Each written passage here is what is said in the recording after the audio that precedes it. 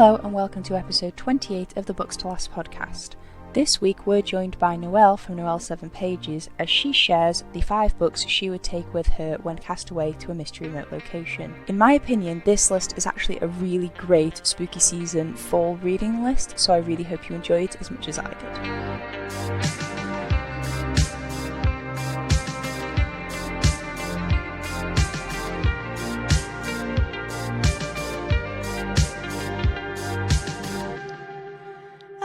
Welcome to the Books. Try that again. Welcome to the Books to Last podcast. How have you been today? So good. Thank you so much for having me. I'm so excited. As you can see, we're already off to like an epic start. So, how's your day been? Have you been reading anything good? It's good. I just, poured myself a second cup of coffee, cleaned my kitchen, and listened to the first hour or so of a new audiobook. I just started Jade War this morning, like the second book in the Greenbone Saga series. Is this the series that's currently breaking the hearts of most of the book people that I follow? Yes, I had FOMO. I wanted to also have my heart broken. Jade City is a masterpiece in its own right, and now that I started the second one, I'm just off to the races. It's going to take me for a ride.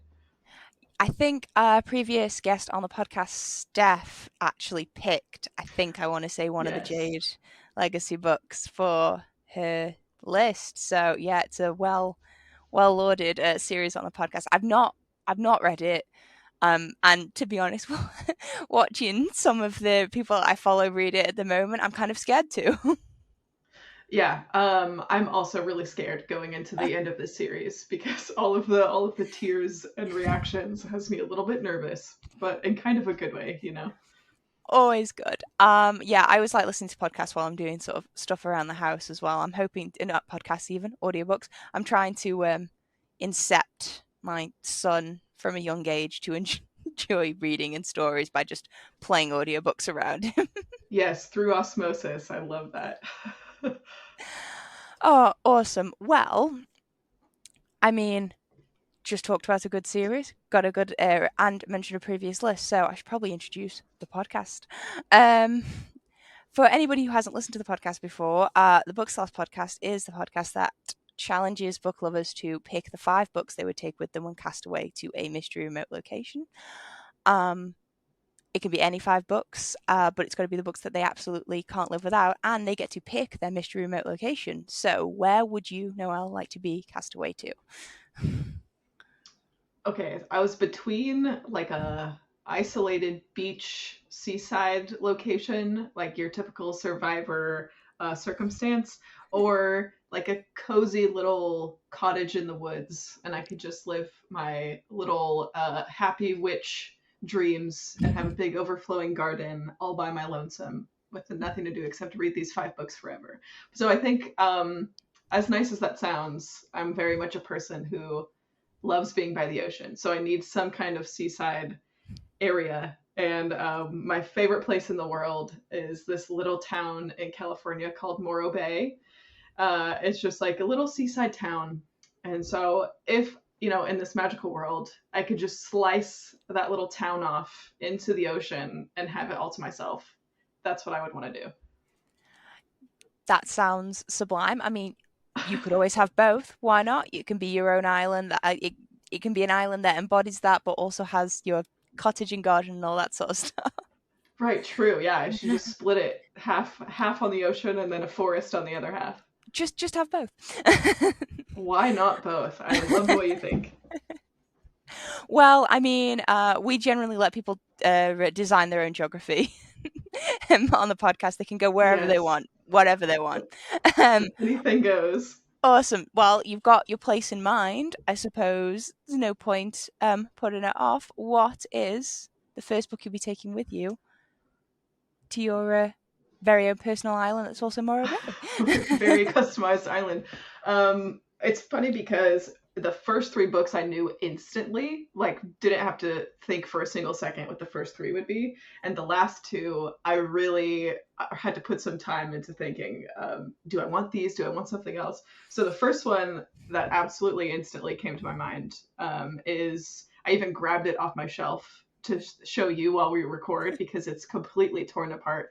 It's Molly Moon's Incredible Book of Hypnotism by Georgia Byng, and I've probably had this copy for 15 or 20 years. It's a middle grade, I guess I would call it middle grade sci-fi, but only in the way that sci-fi because she learns how to hypnotize, and I guess that's sciencey, but it's not like intimidating sci-fi. It's written for kids. But my copy, it like when I was growing up, my parents' cats got a hold of it. There's like a chunk out of the cover.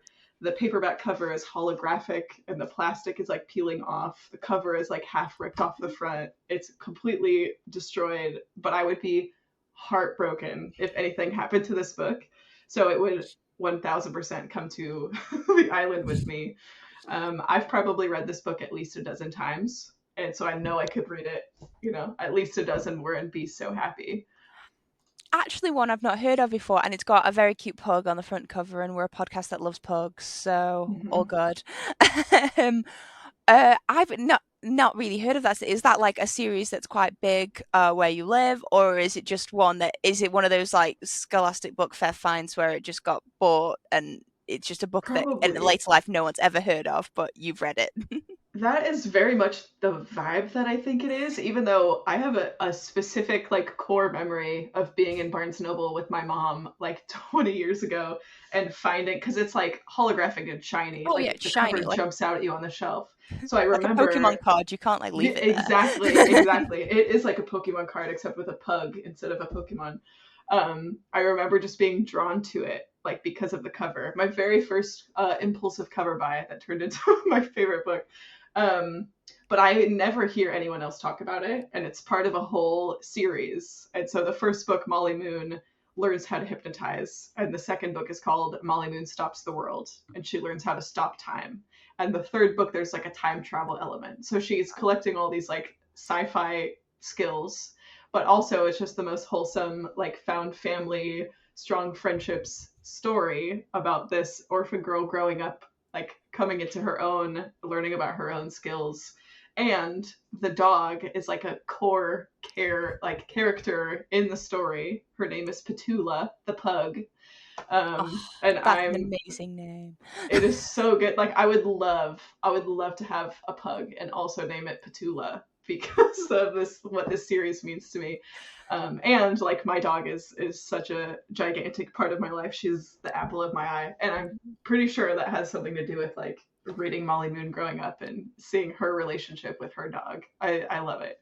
Oh, amazing. Well, you've just helped me out with my Christmas presents for all of the kids in my family this year, because I buy them books whether they want them or not. Oh, you have to. Yeah. Everyone loves that auntie, that cousin that just gives them books whether they ask for it or not. I am also that cousin and auntie.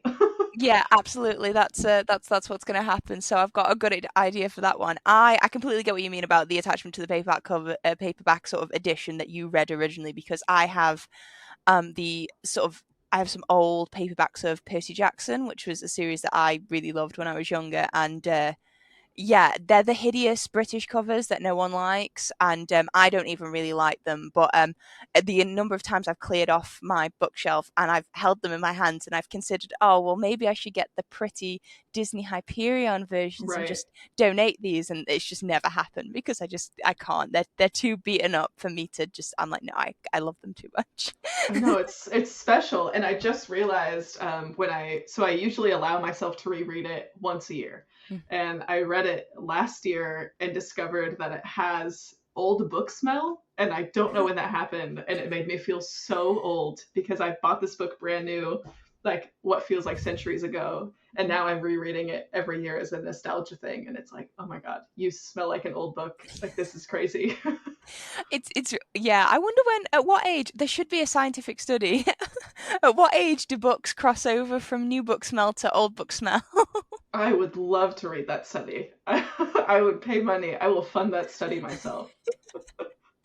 Oh, amazing. Well, I mean, there's always got to be a bit of nostalgia in the list because, I mean, yeah, everyone sort of remembers that story that really pulled them into reading, because I knew that I'd read books before I read Percy Jackson, which was it for me, and but that's the one that sticks in my mind when people are like, So what was it? There's a nostalgia read. I think the thing that gets me about Molly Moon is I just felt so seen by Molly as a little girl, and she is kind of this struggling, awkward introvert, and she's not necessarily like made fun of at school, but she just feels like she doesn't really fit anywhere, and is like quiet, and she is struggling. She's lives in an orphanage, and I did not live in an orphanage, but I had this like ongoing thing in school and growing up feeling like I don't know how to make friends. I just like to read. I'm an awkward little kid. And then she discovers at the library this old, dusty, crusty book about how to learn how to hypnotize. And she takes that book home from the library and kind of self-studies and learns how to hypnotize, and girl bosses her way into being this like 11-year-old insanely talented hypnotist, goes from England to New York City and lives this life of intense stardom as like a child star. And her great secret is that she's like hypnotized her way there. And so all along, the first half of the book is like, oh, this is so fun. Like Molly, it's like rags to riches and she's hypnotizing. And then it really takes a turn. And there's this mystery element and a handful of darkness for like a middle grade kids book. That's one thing I love about this series, even as it progresses, is Georgia Byng the author really doesn't hold its readers' hands, even though she knows those readers are kids. Like it's one of those first series that made me feel, oh, I can put the puzzle pieces together. Like I don't need to be told, explicitly how it's all going to work out. It felt like she was assuming that the kids reading it were smart kids. And I felt really seen and respected in such like a weird, cheesy way as a kid reading it. And so now when I read it, I'm like, wow, I figured this out when I was a kid. That's so cool. I'm so proud of myself. But it's a super special book. I could gush about it forever.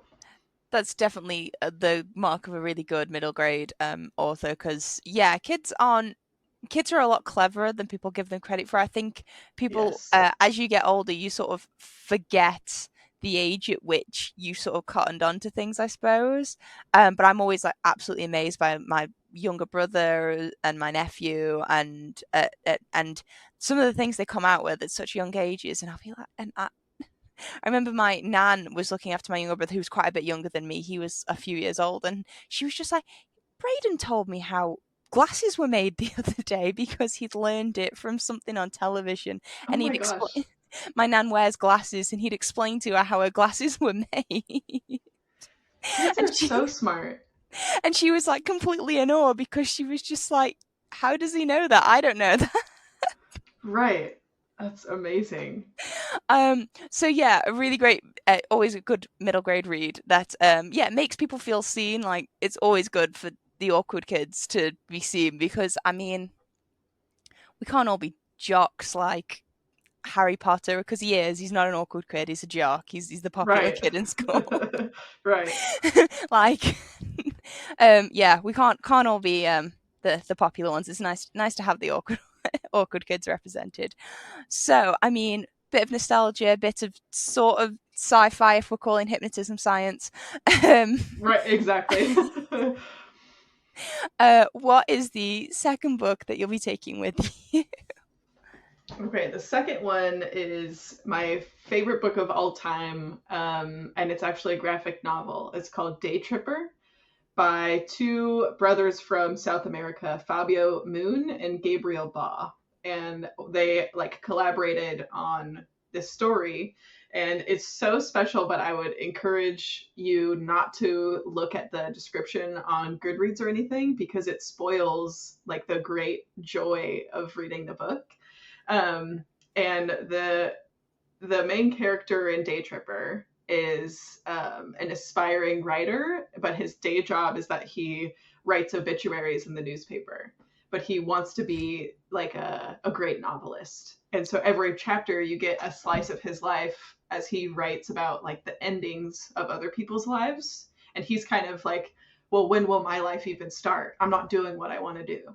And there's a twist that everyone kind of comes to at a different point in reading the story, where he learns piece by piece what the meaning of life is in no cheesy way. That's really, I think, what the book is about, is kind of this greater like philosophical meditation on the meaning of life and the small moments that you have, where, you know, while I'm doling out cliches, it's very much like the life is about the journey and not the destination, because you see him in all of these moments of stress, of love, of triumph, of hardship, and the way he deals with all of them at different points and ages along his life. And it's so amazing. I cry every time I read it. And it's like one of those books where if someone came up to me and asked for any book recommendation out of the blue, it's the one that I would say first. That sounds really nice. I find it interesting about, I suppose, obituaries and that sort of thing, just like looking to people who from history or people who've passed on for sort of lessons on how to live life and that sort of thing. It just made me think of, I recently have been like reading a lot of historical nonfiction, and there's so many truly like really inspirational and successful individuals from history who found themselves looking at someone from years before. So like, bad example because I wouldn't call him inspirational, but Julius Caesar at one point in his life when he was really young was reading all about Alexander the Great and all Yeah. the things he'd achieved by the time he was 17, and was thinking, oh, I'm so far behind, how have I not done any of these things? And nobody actually sort of stops to look around themselves to see what they're actually doing in the moment. They're too busy looking at, I suppose, how they're going to be remembered, which they're probably a little bit too far in the future. Yeah, that's one of the things that's so interesting about it, is he spends, you know, every day reflecting on the lives of strangers for his day job, and seems to do hardly any reflecting in the way that matters on his own life. It's such an interesting mashup of the two things. I love that the writers gave him that like profession, because it's such a good mirror into the way that he looks at his own life. Yeah, and I always like a recommendation that comes with not reading a blurb, because I don't read blurbs as a rule. I tend to go in blind, which has actually led me to some issues before, because you can have a very strong idea of what a book's about before you read it, and Right. then Yes. so yeah, always good to know. Um, did you say it was, so it's a prose novel? Is it written by two authors? It's a graphic novel, so it's I a was nice just, quick read, but written by two authors. Yeah, they're brothers. oh wow. And I mean, what sort of style's the art like? Because I'm tempted to Google pictures. I'm kind of, I did actually. I mean, I know that it's not like a video podcast, but I grabbed them all because I'm a very visual person. So it's very like bright and colorful, oh and wow. but very clear. The text boxes are pretty like short and concise. It's very powerful. Like the art panels are pretty large. Like I feel like it's very generous as far as the art goes, which I For the really appreciate. Yeah, for the benefit of people listening, Noelle's just showed me a very, very lovely, very nice. I like a non-cluttered graphic novel Yes. page. Yeah, that's a good I way to say it. I immediately feel sort of daunted by huge clusters of like text box and info dumping and that sort of Yes, me too. just because I feel like it's fine in prose because that's what you're reading it for, but when you have sort of pages and pages of text trying to sort of tell, not show, which I think is probably, there's the whole beauty of the medium of graphic novels, is that they can show Totally. you things that they couldn't tell you in a prose novel. Yes. Um, Yes.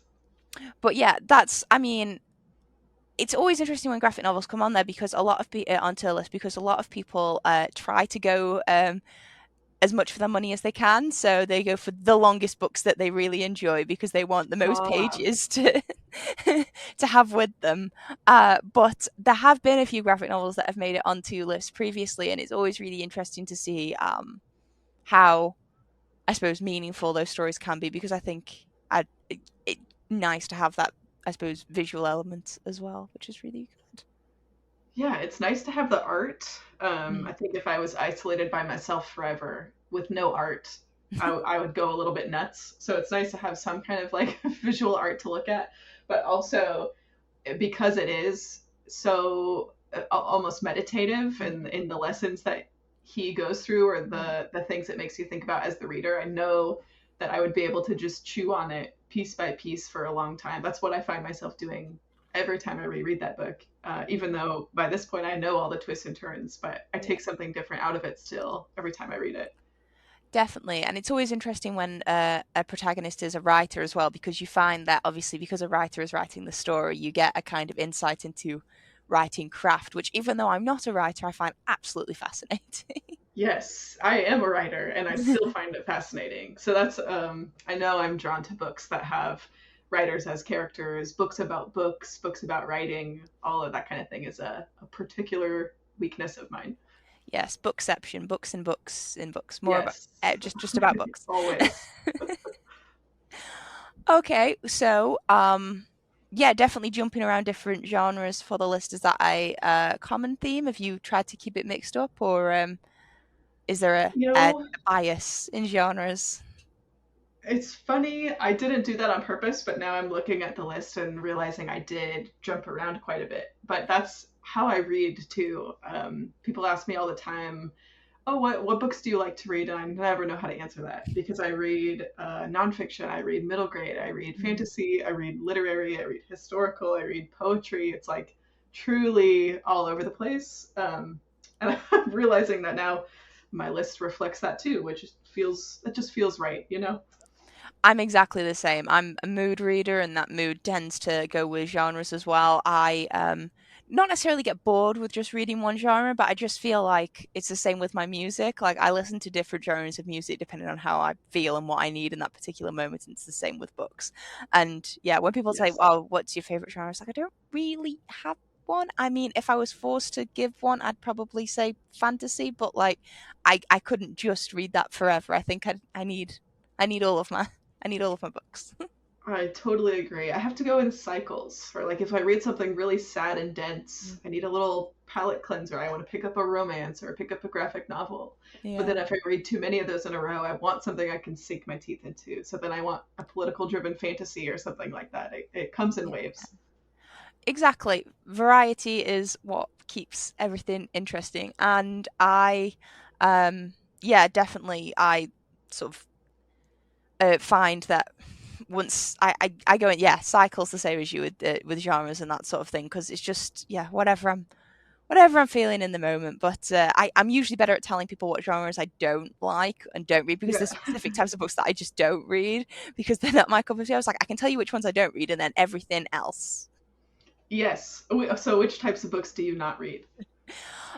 So I'm not very good at I don't really know how I'd frame it, but you know, like Lifetime movies, which just tend to be about really sad things. Like there's just a lot of sad and angst and upset in them, and there's not really a happy ending.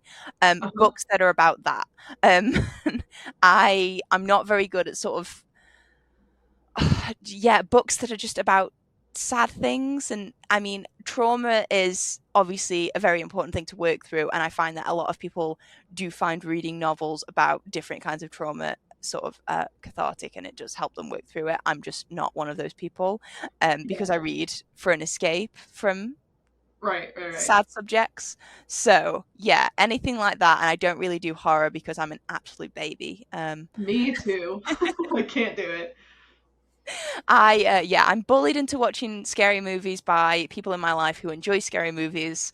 Um, but it's not even necessarily that I'm scared. Some of them do truly scare me, but it's not even necessarily that I'm scared by them. I just don't enjoy them. So I'm just like, I don't understand why this is fun. We're supposed to be having fun. I totally feel the same. That's so funny. um, so yeah, it's just one of those things. Usually after I've watched a horror movie, it's always ironic. I can usually put it out of my mind because I'm just like, it's just we're watching people pretend to be scared. I don't get it. And most of the time I can put it out of my mind until, you know, the lights go out and I'm scared that someone's gonna like, you know, hide under the bed, that sort of thing. Yeah. But generally in life it's fine. But most of the people I watch it with have like they're fine all the way through, whereas I'm very jumpy and then they start it creeps up on them afterwards and they're more affected by it than Uh-huh. Then they're thinking about it. Yeah. so, yeah, horror and sad books probably, specifically very sad books.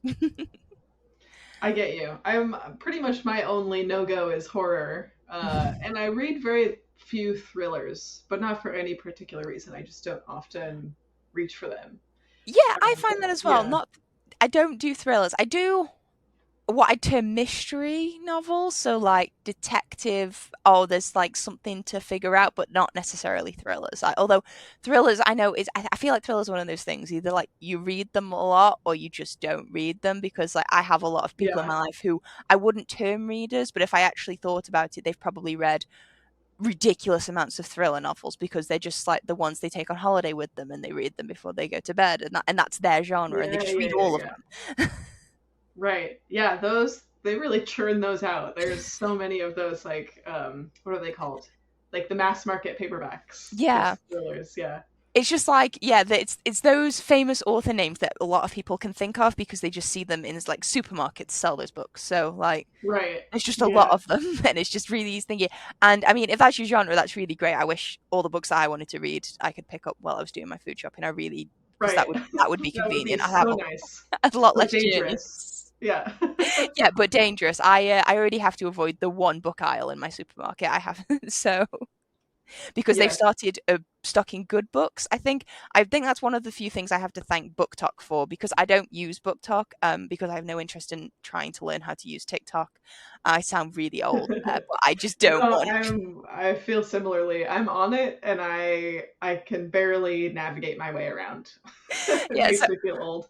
I was just like, whenever someone asks me if I've got TikTok, I'm like, no, I'm not downloading it on my phone. I already spend too much time on my phone. Instagram Reels are bad enough. I don't want to learn how to use TikTok. Oh, it's dangerous. I have to it's child locked on my phone. So if I hit 2 hours, which is already a ridiculous amount of time to spend on that app, but my phone will lock me out and I can't open the app for another day. And that's necessary. I hit the 2 hour mark every time I open the app. Yeah, it's a dangerous thing, I've heard. So yeah, but the thing is with BookTok is they're kind of, I suppose, um making a lot more books that are, I suppose, they're making reading a little bit more mainstream. I suppose it's not something that is sort Mhm. of relegated to the outskirts of things. And now my Tesco stocks Heartstopper volumes 1, 2, and 3. So I mean, got to be nice. Yeah, that is a silver lining. I love that. um, so we've done the first two choices for your list. What is the third book you'll be taking with you? Okay, the third one was the one that I also knew instantly, and this is more of a recent favorite in the last few years, but I think about it constantly. It's actually a nonfiction called Crow Planet by Lyanda Lynn Haupt, and she's based out of Seattle in the Pacific Northwest. And Crow Planet, um, it's about crows. I love crows. I love birds. I have a crow tattoo on my arm, Oh, it's a very and nice tattoo. it's yeah, a hawk on that one. So birds, especially like these larger birds, really smart birds, are important to me.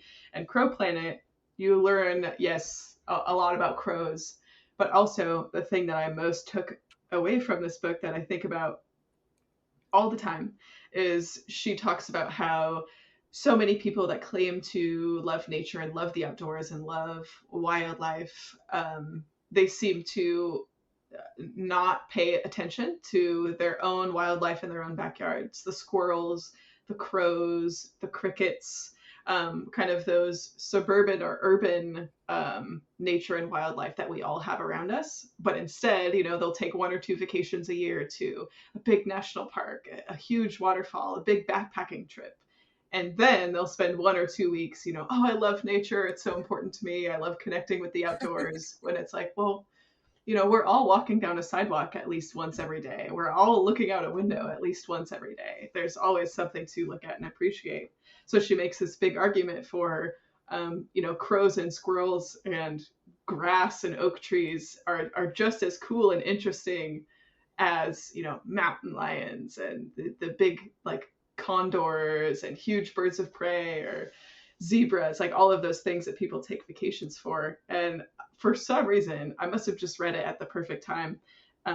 That really struck a light bulb in my brain because I am one of those people that I love being outside. I love nature, but I was completely thinking that way of, oh, there is cool nature and there is like annoying nature. They're like raccoons and crows and squirrels. They kind of get this rep for Nature I don't being want in my house. trash nature. Right, exactly. Yeah, there's cool nature and there's nature that's like a nuisance. And it really helps me to reframe that. But there's also so many cool like facts and stories about how brilliant and interesting crows are. It's like one of the few birds, but even animals, where everyone has a crow story. If someone will either hate them, like, oh, those birds freak me out, I don't like them, they're so creepy, or people love crows. It's like probably the only bird that people have like a visceral reaction to. It's like if I ask you, how do you feel about robins? You'd be like, I don't care. I don't care about robins. Crows, people usually have a reaction to. I find that so interesting. Yeah, They're just fascinating. that's absolutely true. Now, I've never actually considered that, but now that you say it, that is absolutely true because I know some people who absolutely love them, and I suppose in some, I don't know, areas, I suppose, I don't know if it's a cultural thing or it's like a geographical thing, but they can sometimes be seen as sort of bad omens because I suppose they're big, scary black Mhm. birds. And isn't a group of crows called a murder of crows? That's pretty ominous. Yeah, Um, yeah, they are very ominous, and you're so right. So many cultures have different omens or histories about them too. Hi, just cutting in to say that I'm about to say something a little bit incorrect. I am confusing crows and ravens. I'm about to talk about the ravens that live in the Tower of London, not the crows. Got them a bit confused. I did record this rather late at night. I'm going to use that as my excuse. My sincerest apologies to the crows and ravens out there. I didn't mean to confuse the two of you. You're, of course, your own distinct and individual birds, and this was entirely my mistake. So, yes, if you could just kindly, in your head, replace every time I say the word crows for the next few minutes with the word raven, I'd much appreciate it. Usually I wouldn't issue a correction like this, but as it says in the title and as Noelle and I are going to discuss very shortly, you gotta be nice to your crow friends, they remember. Now, back to Noelle's awesome list and my silly mistake. Now, I might be wrong, she is thingy, but I think there is like a Twitter or Instagram or both account of the guy who looks after the crows in London Tower. There's like crows who live in London Tower, and there's a specific Instagram, I want to say, or Twitter account run by the person who looks after them, or it might even, well, it's probably run by the person who looks after them in the guise of being the crows from London Tower. Um, or just because I Love assume that. the crows don't manage their own social media. But Maybe they do. Maybe we've really underestimated how smart they are.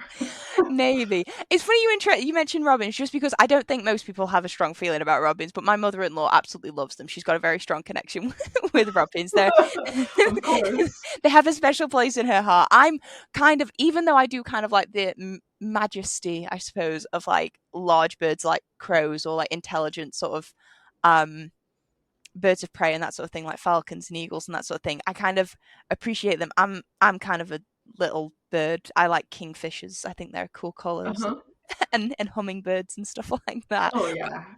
But I really like looking. I really like watching the birds in our garden. I get pathetically excited when they eat out of my bird feeder. I'm just Oh, trust me, me too. I'm out there every day. I'm so excited refilling my bird feeders, and I have multiple apps on my phone that help me to identify and record the sounds they make. I'm a real grandmotherly bird watcher sometimes. So I from the tiny birds to the big smart birds. I love them all. Yeah. In my sort of work, there is a thing with seagulls, because seagulls don't, they're, it's a misnomer, they don't live by the sea, they live everywhere, and or at least they do here. And Yeah. they live everywhere, they don't need to be near the sea. And there's a big issues with them getting caught in people's like gutters and pipes and stuff like that. And a way to get rid of them from nesting and having like making nests in people's like gutters and that sort of thing is people get like fake statues of birds of prey like owls and falcons, Yeah. and they like position them in different parts. But then, because the birds are really smart and they pick up on this, they have to move them at regular intervals so that birds don't fly past too many times and the same bird's going, that bird's not left, I don't think that's a real bird. Yeah, birds are so smart. And we have those statues here all over the place Mm. for pigeons everywhere, because even though pigeons are like some of the dumber birds, they will still figure it out, and you still have to move around, your owl statues. Crows do this thing where they're they are on the similar intelligence level as parrots, as far Yeah, as like they can mimic voices and everything, and they're one of the only other like non-human creatures that like are observers. So yeah. people will notice them watching. Like I have crows that sit out my window and they watch me walk to my car and back every day. I try very hard to be nice to them. I want to be nice to my crow friends. But if they notice like a researcher or someone trying to watch like where they build a nest or where they hang out, they will intentionally fake that person out. They'll build a fake nest, and then a researcher will go and say, "Oh my gosh, I found the crow's nest. This is so exciting. Where are they? Why aren't they here?" And it's because those crows saw that person trying to watch them, and they threw them off because they don't want them to see where they actually build their nests or what they actually do. It's so amazing. Oh, that's hilarious. I Now this may not be true, but it was in Six of Crows, which relevant because of the crows. Actually, no, it wasn't. It was. I think it's in the sequel. Kaz Brecker says the reason why he has such an affinity with crows is they remember who's kind to them. They Um, do. yeah, and I think that's always I think that's like a nice. I don't know. I remember hearing it and like I don't have any sort of strong affiliation. But I was like, that's actually quite a nice thing to remember. A lot of creatures and a lot of people remember who's nice to them. It's good to be nice to people and Yes. crows. And they also hold grudges. Like if you are mean to them, they will dive bomb you. They will never let you live a moment of peace if you are mean to a crow. So they know how to hold a grudge for sure. Amazing. Well, I actually really want to read that book now. This is like the second wildlife sort of wilderness book that I've kind of been recommended in the past few weeks, and it's got me really wanting to do that because I love nature, but I always forget how much I love nature until I'm in it again because Yes. I am an indoorsy person and I identify as someone who likes to just stay in and read, but like I always feel so calm and happy when I take my dog for a walk and we just go out somewhere nearby because we're quite lucky to live quite rurally, so there's a lot of fields and forests and things and streams and I always feel really nice out there with the dog, although I'm sure the nature isn't happy to have my dog in it because he's a menace to society, but he tries to be friends. Yes, it's the effort that counts. Definitely. Well, I googled the cover and it's really really nice as well, so yeah, I definitely definitely want to check that one out to get in touch with some cool crow facts and naturey things. Always. Yeah, it's a good one. It really like profoundly changed the way that I think about nature and the wilderness and all of that, which I think would be important, when living on a deserted island forever. I would really need to be reminded that all of it is cool and all of it is interesting and deserves attention. Definitely. Imagine the bird watching you'd get on your own island that has both forest and beach. You'd get such Yeah. diversity. Yeah, maybe that's why I did it. I would just check all of the boxes of all of the ecosystems. That would be so fun. Amazing. Well, we've done the three books that were immediate. We know them definitely choices. Now we're into the more difficult ones that you had to debate over. What is the fourth book that you'll be taking with you? Okay, so the fourth one on my official list is the fifth season by N.K. Jemisin. And I am such an N.K. Jemisin stan. I think she's an honest to God genius. I think she completely reinvented the sci fi and fantasy genres. Like in 100 years in university, it'll be like, who's Tolkien, who's Frank Herbert? We only know N.K. Jemisin. Like she is completely like the architect of the modern genre, I think. And the fifth season is just one of the most amazing and intricate and smart books I've ever read in the like sci-fi fantasy genre. And there's this legendary twist at the end, but even beyond that, it's so complex and fascinating and different that I could read it 1,000 times and probably be picking up new things each and every time.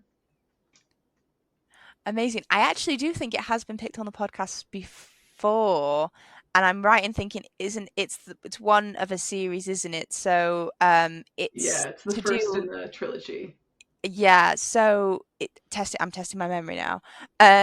Something to do with climate disaster, and now the seasons are different, and it causes bad things for the people who live there. Am I close? Sorry. That, you're super close. It takes place in this world where there's like one supercontinent called the Stillness, and every few centuries there's this great like natural disaster related to like a climate crisis, and that's called the fifth season whenever it happens. So in the fifth season, the first book of the series, there are these people that have the ability to control or like to create or stop earthquakes, and if it's discovered that someone or a child has that ability, like these people are widely hated because of the destruction that they can cause. And so either these children will be killed or cast out, or they end up in the care of these people called guardians, who then kind of train and control the people with those powers to serve like the greater community and technology, what have you. And we follow three different women that all have that power, and it kind of three different chunks of the way that that power can manifest in this world. uh, it's so good. The things that they go through, the technology that they uncover, the people and the relationships and the history of this world is, every time I try and describe this book, I feel like I can never do it properly justice, but it is one of my favorite books, absolutely. Definitely. I feel like that sigh you just gave just told anyone listening everything they need to know. It's just like it's going to make you feel like this. Just Oh, read it. I know. I'm just thinking, talking about it, like, wow, it's about time I read it again, because it's like some of the finer details are starting Mm. to fade, and I just need a good refresh. Yeah, I do find it interesting how many books now are sort of talking about the environment and nature and climate and that sort of thing, because I do think that that is something that is really absent of like when I started to get into reading. The fantasy genre was really obsessed with sort of dystopia, and like Hmm. nature was massively absent from a lot of those stories. It just wasn't, I suppose, just any sort of, most of the natural things. Their whole focus was on, I suppose, unnatural things, man, like powers and man-made creations, and basically usually politics and the way that this society has been even more messed up than we can imagine, which is a Yeah. feat considering Right. the last few Right. years. But it does seem now that because I mean the climate crisis has been breathing down our necks for a long time, but because it's really, really, really making its presence known in recent times, it feels like it's made its way into I think it's really some amazing, just sort of really gorgeous stories that are coming out of it, and visually just I just think the images that come out of it are just so much nicer than the more concretey um dystopian that we're Yes. used to. I know. It's so interesting because in publishing there are trends like everything else, but there's some research and data that shows that it follows like a certain pattern. Mm, The horror genre, even though I don't read horror, mm, but fans of horror will talk about how depending on what's going on in like greater pop culture, mm, you see different spikes in different horror tropes, mm. versus like slashers or psychological thrillers, depending Yeah. on what's going on in the world. And I think that sci-fi and fantasy is very similar, that depending on what the people are worried about in our real world, we'll see an uptick of certain themes in our, escapist fiction. Is we can't fully escape the climate, or 15, 10, 15, 20 years ago, it was, you're right, it was all dystopian. We were just Yeah. trying to imagine, well, how horrible can it be? How bad can it really be? And now it's the climate disaster, and we're seeing this whole new subgenre really take off with science fiction having its meat and potatoes be based in Yeah. climate and manipulating the climate, I think is fascinating to follow those little threads as they spill over into fiction. Yeah, well, it seems like world leaders and politicians took notes on all of this dystopian books for ideas. So you never know, maybe they might read some of the climate disaster books and and, Right. We can and hope. get Yeah. some good ideas from. Whatever it takes. Yeah, so always good. But I mean, I'm kind of just glad that we're coming out of this Fae phase.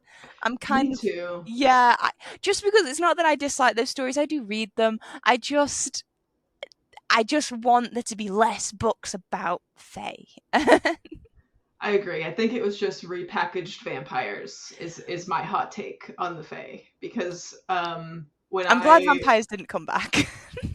there's still some vampire books, but I feel like now the vampire books that we have are like quality vampire books. Yeah, It's so not they're just niche now. everyone doing it, right? Because there was a phase before the fairies, we had vampires.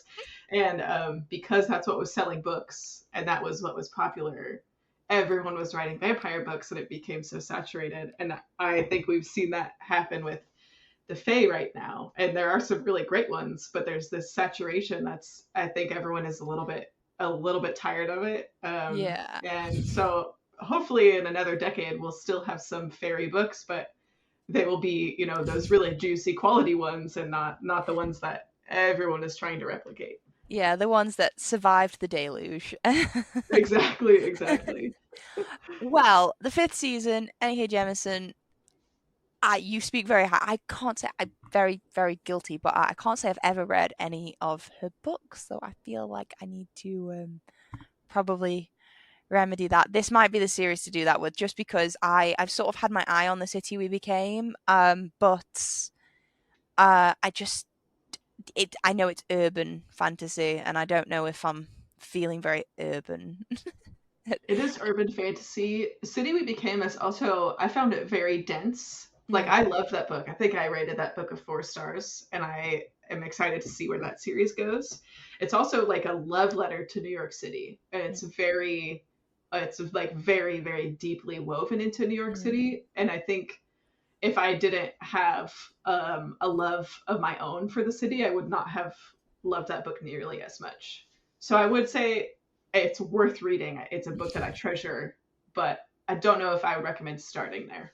Yeah, I think I'll it's on the list. I've got a wish list of books a mile long, but yeah, I think it's going to take a while for me to come back around to urban fantasy, just because I think I really overdid it with because urban fantasy was another sort of trend, not quite as long lived as the sort of Fae, but it definitely was something that came and went during the time that I read. Although it does seem like it's coming back, I suppose it's kind of nice that not all books are the same, but I just feel like there's always one type or plot that seems to be Yes. prevailing.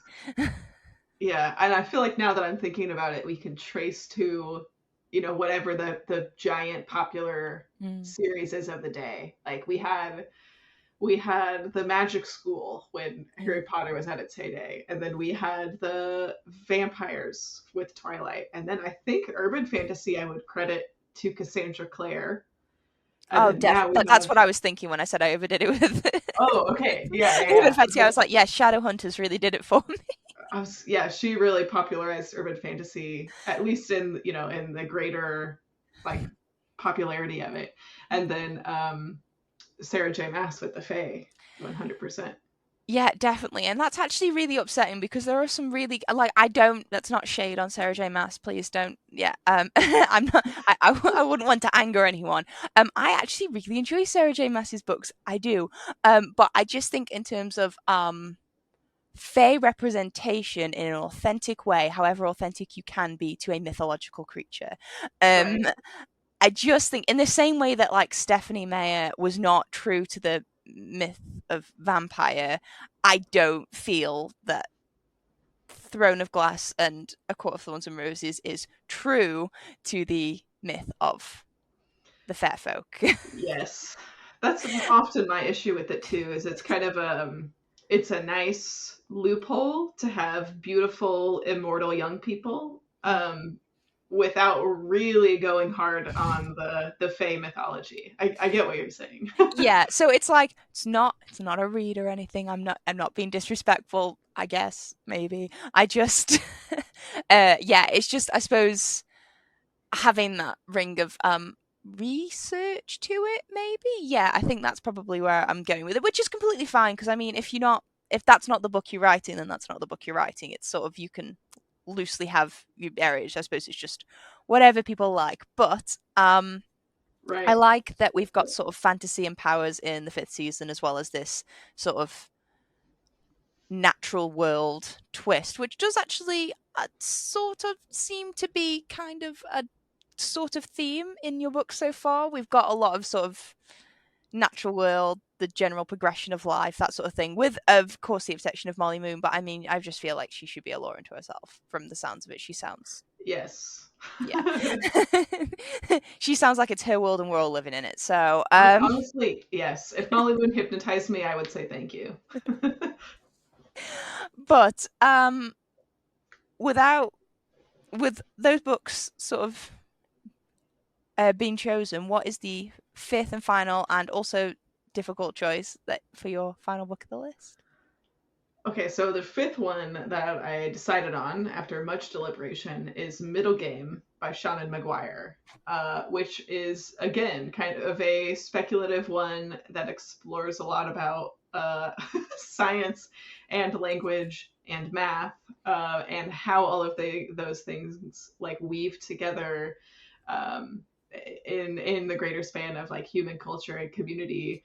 It's another one that I always have trouble describing because it's kind of fantasy, it's kind of sci-fi, but just barely. It's more of I guess I would say alchemy. Like there's this mysterious force that kind of is alchemizing these different properties, and there's this almost prologue kind of like woven throughout the story that's vaguely explaining the alchemy, quote unquote. So it's like But magic, but with science to explain it. yeah, Yeah. yeah. So it's a weird blend of fantasy and sci-fi, but that's also it feels like a contemporary read with a lot of exciting elements that happens to have some like magical elements. But the way the story is told, you just assume that that's just how the world is. And no one else really, it takes place in the normal world. So there's no other like magic or alchemy going on outside of these few characters. So it feels like a little sprinkle of magic, you know, in this greater Yeah. like contemporary story.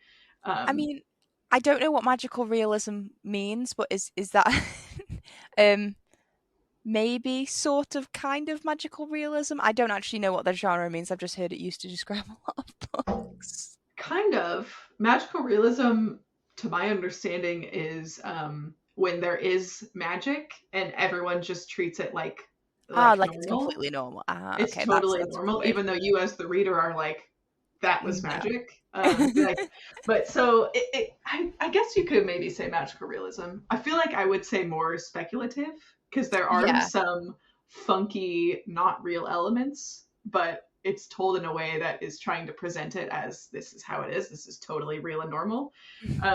See, I The love books like that that completely transcend genre because, like, I suppose Yes, you don't want anything to fit too much in a box, and I really like those books that I'm sure bookstore workers and sales assistants they unbox them and go, now where do we put this one? exactly. That's exactly how I feel about this too. I always feel like, oh, it's contemporary. No, no, it can't be. It's fantasy. Well, no, no, they explain it and it's based in science. So it's really one of those wacky ones. But the story itself is you follow two estranged twins, siblings that have this kind of like mental long distance connection with each other, and it takes them a long time to understand that they're actually speaking to another real person and not an imaginary friend. That they just have this very unique and magical like connection with this other person that they don't know. And one of these twins is like supernaturally talented with math and numbers, and the other is supernaturally gifted with words and language. And both of those are so interesting to me in particular because I love math and science. One of those weird people who loves numbers and data and math, but also I'm a linguist. That's what I studied in university, and I'm a writer by trade. And so I relate to both of them. J.R.R. And Tolkien, he was a linguist and he wrote. exactly, exactly. My absolute idol, hashtag goals. But it's really interesting in this book because you get to see, they very much explore like both sides of the brain, so to speak.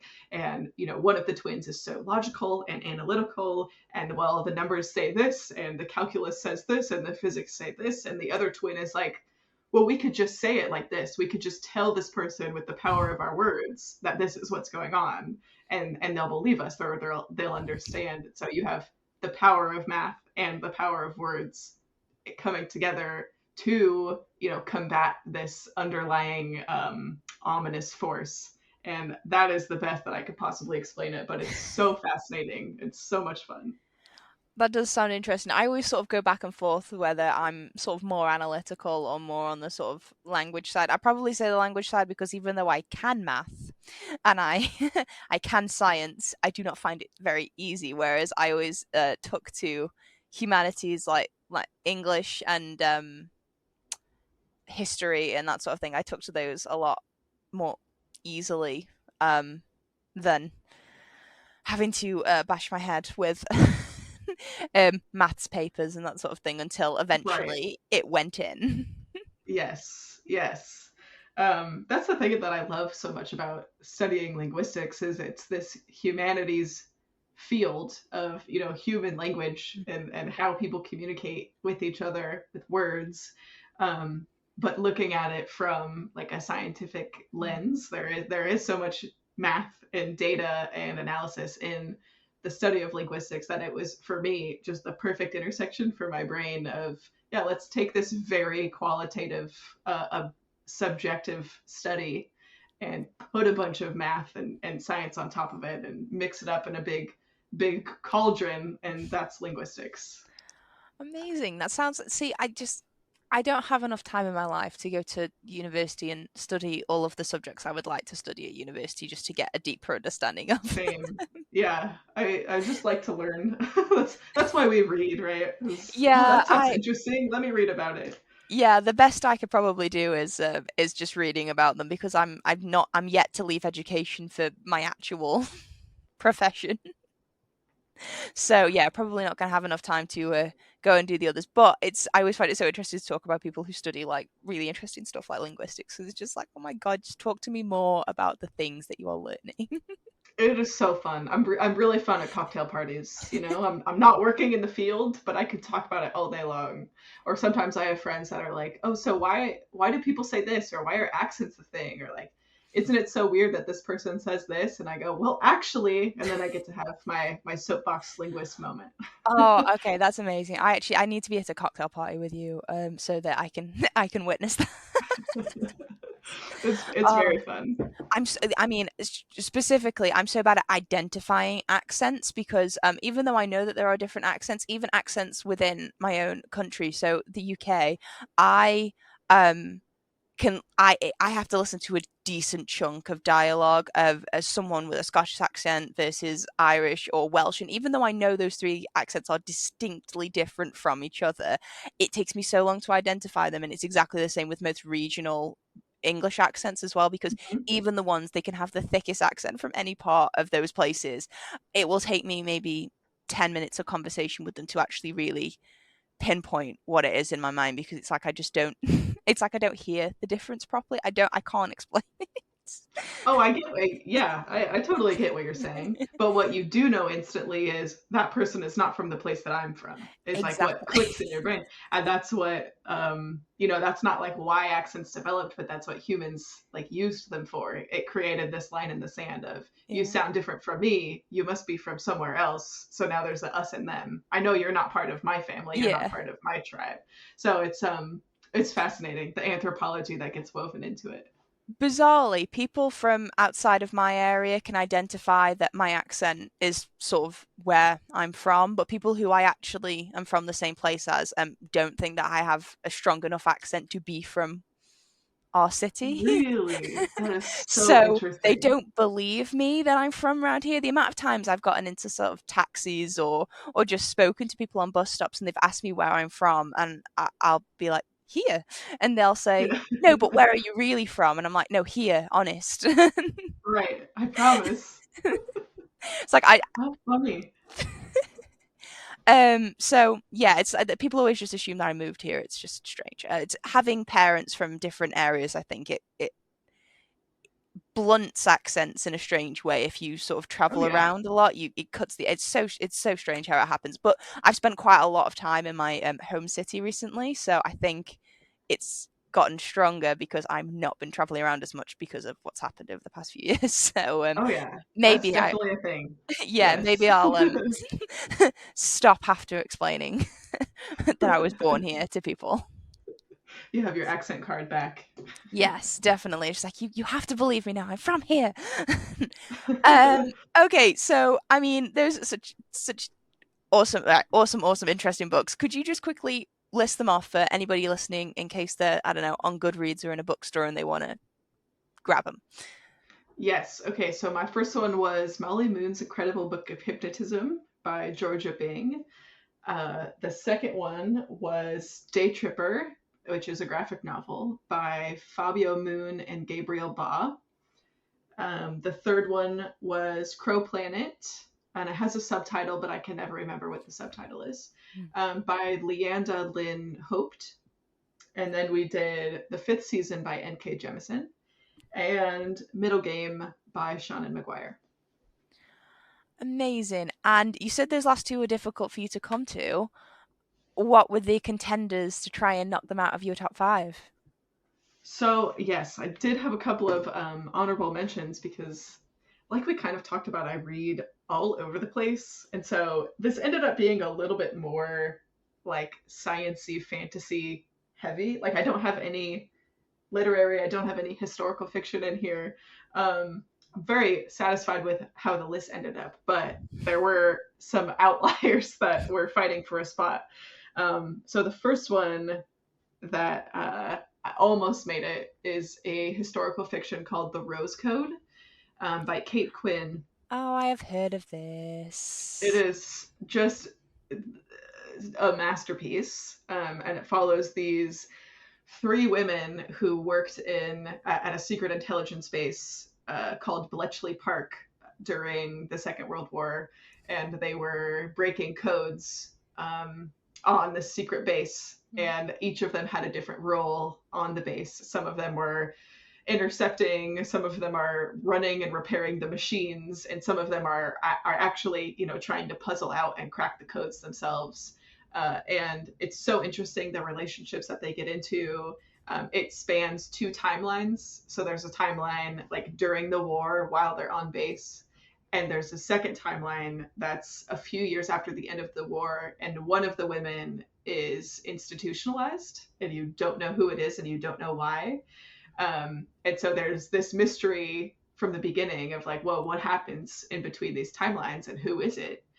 And it's amazing. It's so long, but it doesn't feel like it. It's probably 600 or 700 pages, and I think I've still read it in 2 or 3 days. And of all the historical fiction I've ever read, it's easily my favorite, hands down. And so if I was going to bring a historical fiction, that would be the one. Yeah, I feel like it was either also an honorable mention or a choice for one of the past guests. And it's so strange. When it first came to my attention, when she first told me about it, I had just heard about a book called Code Breaking Sisters, Our Secret War, which is a non-fiction book by Jean and Patricia Outram, I think is well, thing. But that's two sisters who similarly lived in, worked in the same place, or at least worked in code breaking during the war, and it's told through, they've got a bunch of like their letters and postcards, and they're telling sort of their story as they remember it, but for sort of non-fiction. And Yeah, I remember just being so, because they did an interview on the radio and being so interested in what they said. So when I heard about the Rose Code afterwards, it's like, oh, if I actually really wanted to read historical fiction, I probably would pick that up as well, because I do like historical fiction, but for very specific periods. And usually I hate wartime stuff because Mhm. I don't know whether it's because I studied history at school and a huge focus of my education in school, because it's the UK, so we love to bang on about just World War One and World War Two and absolutely nothing else. Right. Which they are very important. I will to history and all that sort of thing, but they're not the only important thing to happen in Yes. history. And there's only Yes. so many times you can learn about the Battle of Hastings and then skip straight to World War One and World War Two before you have to start asking questions about what Britain was doing for the rest of the time in between The rest of the time, 1066 right. and 1914. But either way, I'm not usually into war stuff, but if I was going to, I would definitely go down that area, because even though it's completely different, I loved, was it the Enigma game? Yeah, no, it's not. It's the one with Benedict Cumberbatch.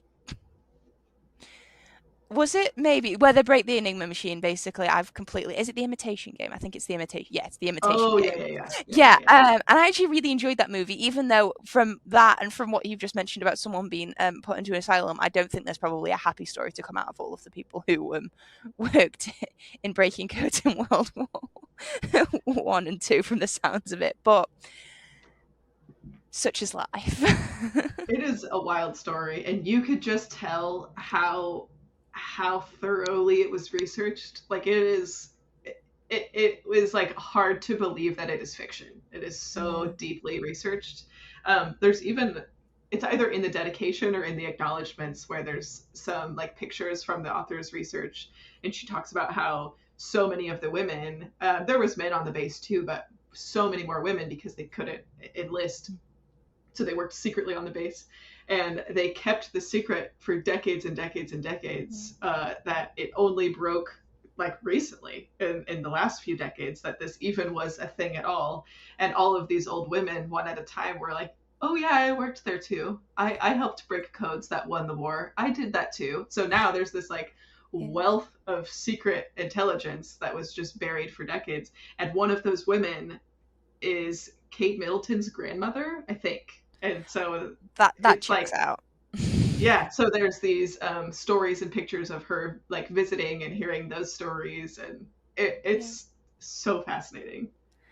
Yeah, definitely. I think so. Bletchley Park is still operating as sort of a museum historical site where you can visit, but it's also got a trust that travels around to do exhibitions at historical things. So I actually think I've touched like the Enigma machine, because they usually take them round and like different historical Yeah, artifacts, and it's usually to get young people in, specifically women, interested in STEM and that sort yes. of thing. So I think it might have been like a STEM for young girls event that was being held at a military academy down south, and they brought the machine with them, and it was actually for the kids, but I turned into a big kid and I went over and I was like, oh, can I have a look, please? Oh, it is so interesting. So yeah, it is a very interesting period of history. I can understand why that would be a serious contender for the list. Any other honorable mentions that you really wanted to squeeze in there? Maybe smuggle while I wasn't looking. Okay, and another honorable mention is a book called Drive Your Plow Over the Bones of the Dead, which is a very like hardcore metal title, and I love it. And the author is like Olga something, and I need to look up how to say her last name, but I'm not entirely sure. And it's translated fiction, and another one that I barely know how to describe. It's kind of a mystery, and kind of a contemporary, where you follow this old woman who is lives in this very remote, rural location, and for a lot of the year, the neighbors that she does have like disappear to go to their summer house or winter house or whatever, and she's left to care for all the empty houses. And she's this old woman. She has this deep connection to nature, and she is an astrologer, and she's working on her own little side project where she will look at someone's birth chart, like astrology birth chart, and try and predict the day that they will die or the circumstances of their death. And meanwhile, she has these other interactions with her other neighbors that do stay there year round. And some of them she likes, and some of them she doesn't like. And there's complicated relationships. And because she is this like single old woman who lives in a cabin and does astrology, no one in the town really takes her seriously at all. She's like, Because oh yeah, that's the crazy lady. she must be Yeah. a witch, obviously, because like Exactly. It's like, okay, lady, yeah, like whatever, just go home, don't worry about it. And there is this mystery that starts to unfold where in this rural forest, some people just start randomly dropping dead. And because she's like studying, birth charts for when someone is born and when someone is dead, she like is going to the police like, I can explain it. I think I know who's next, or I know what's going on. And they're like, go away, old lady. Like, no one cares about your astrology. It's so fun. It really took me for a wild ride. The twists are absolutely bizarre and so fun. And it was just such a like cozy atmospheric read, and also so exciting and thrilling, and I loved it. Okay, that does sound fun. I've got someone in mind that I want to recommend that to. Honestly, if this podcast is good for anything, it's for finding book recommendations for specific people in your life. You can buy people the best gifts for their birthdays and Christmas and whatever holidays just by picking up book recommendations from all the awesome guests on this podcast. I just, Yes. that should be on you, selling point. Yes. There is a particular joy in getting someone a book or a gift that you know they will like. Like it just so perfectly suits their tastes. I know exactly what you mean. Yeah, definitely. It's happened on multiple occasions, especially with this podcast, but just also people like booktubers and all that sort of thing. When they tell me about it, I'll hear about a story. I'm like, oh, I know exactly who would love that book. And it's just, yeah, great. Because, buying books for other people doesn't count against your book buying ban. That's, Exactly, of course. recognized fact. And it still gives you the same endorphins. Yes. It's a loophole, a well-known loophole. Okay. Any other honorable mentions you quickly want to slip in there? Okay, my third and final quick honorable mention is another historical fiction. It's called The Book of Longings by Sue Monk Kidd. And this follows the life of the fictional wife of Jesus of Nazareth. And her name is Anna. And it's such an interesting, special book on the way that women, particularly in Christianity, are so mysteriously absent from so many of the texts or teachings in the faith. And as I wouldn't consider myself religious now, but I was raised in a religious environment, and I always found it so interesting. Like, where are all the women? Where are all the girls?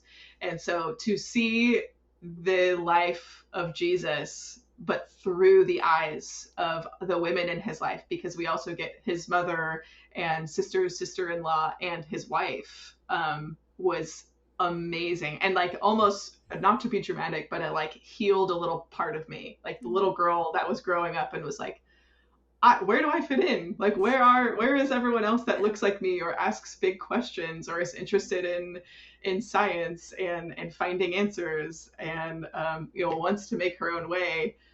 That is reflected in the life of Anna and her trajectory in her life. And I loved that book. I could read that book forever.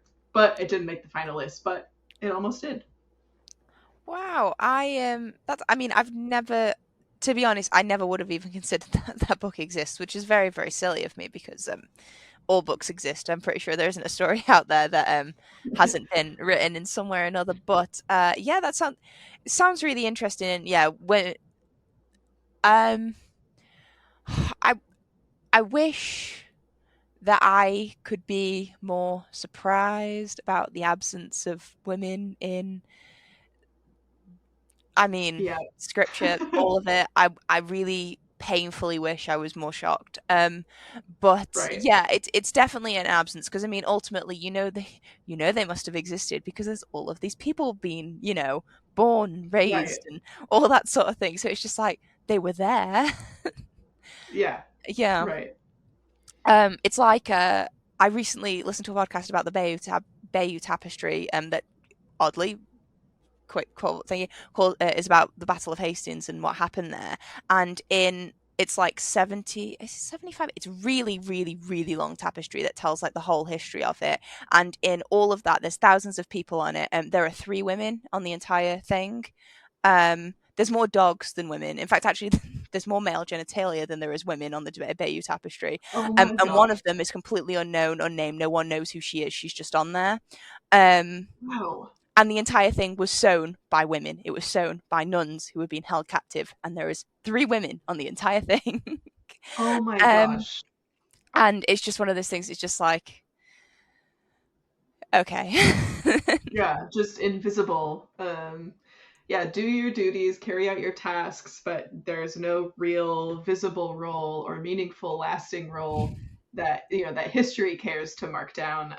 Which I think was why I thought this book was so special, because we really get a Yeah. peek into what those lives might have been like and give them the time and space to explore their thoughts in a way that treats them as serious and important. It's not dismissed the life of the women in this time. Yeah. I kind of want to read it just to find out if Jesus was a good husband. Because a lot of people are good people but aren't very good at being spouses. So So true. so it's an interesting question. Can someone who's that involved with their work and higher purpose be a good husband? Interesting. It Um, was interesting. Yeah, it was very complex. okay, well, I mean, there's a very fine honorable mentions. I can understand why they nearly made it onto the list. If people wanted to maybe hear some more honorable mentions, if they wanted to find more book recommendations and stuff you like, spanning all the genres except for horror, where might they find you on the internet? Just everywhere. I am very active on Instagram and YouTube at Noelle7pages on both. Um, you can find me there. I'm on Instagram probably more than I should be, and I post on YouTube at least once a week. Awesome. And I definitely recommend people go over and give you a follow, because I follow you and I think you're awesome. So Well, I think you're awesome. thank you. So if people want to listen, follow the podcast and listen more, subscribe on whatever you're listening to. We're now on YouTube, so you can subscribe to the podcast on YouTube and not have to download a specific app for podcasts. It can slip straight in there with your regular subscriptions and viewings. So we're at Books to Last Pod on Twitter, Instagram, and Books to Last Podcast on YouTube. And yeah, listeners, thank you for listening. Noelle, thank you so much for being with us. It's been awesome. And until next time, bye for now. Thank you. It was so much fun.